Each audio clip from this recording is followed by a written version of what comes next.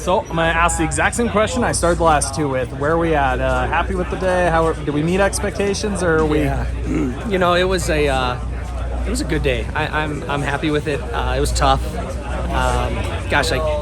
This week I didn't get to ride much. I came down with something going around the paddock, but just focused on resting, and it was nice to. I hadn't raced at altitude, so it was tough. That was tough in a sense, and then just pushing through the motos. But yeah, I mean, all in all, positives. We're making good progress, and we're 7-7 on the day, so it doesn't look like it, but I'm happy, and yeah, this is what it is, and I gotta not be so dang hard on myself either. You know, it's been a couple of years, so yeah. we'll get there. I know second moto is probably, I would think, one of the tougher ones you faced. I was maybe not. I feel like you've gone around the same starting position every moto you've raced so far. I think second was possibly the farthest back you've been. Yep. So that was a little bit of a challenge. But jump back to the first moto.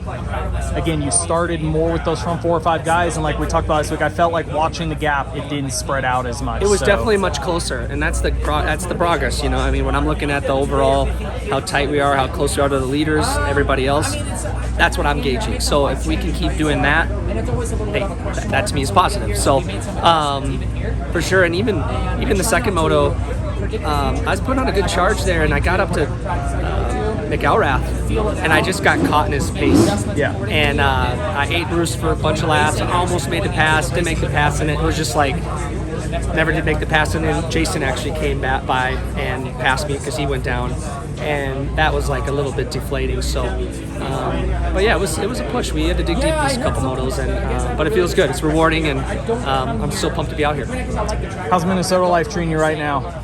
Minnesota life is good. Actually, it's starting to warm up there because it needs to. I need to ride in Need it a little bit. Yeah, I haven't rode in this heat since I started riding, so I was like, how are we gonna do?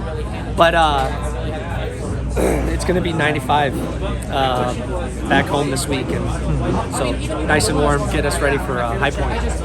I mean, it sounds, some people could take this so weird. How is it being in Minnesota, going home? Like, when you're in Florida, you have a home, but I mean the difference, your wife, your kids, the home that is where you're from, is it really different to go home every day from training in the track to that situation than, you know, where you've been before? Yeah, it's, you know, is it like it was in Florida? We have a full compound, and, you know, no, but we got good tracks, like, you know, a couple riders there that helps, you know, pushes myself. I push myself. The tracks are national caliber, so that's important. And now with the heat, and, you know, the cool thing is, like, and even before I started the season, I said it's like, if it was me having to move to California or Florida, I couldn't disrupt the family. We got a little one, but now it's kind of cool because I get to go do my stuff, and I get to come home to the family and home by 2-3 o'clock, and yeah, we enjoy the rest of the day together. So it's a great balance, and outside of being gone on the weekends, the family stays home just because it's a lot with the kids.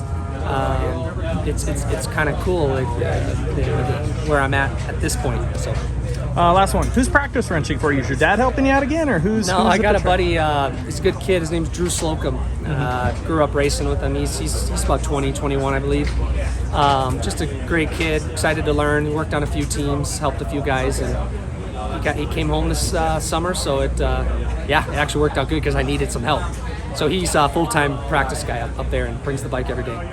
Nice. We'll see you next week. Thank you. All right. Thanks.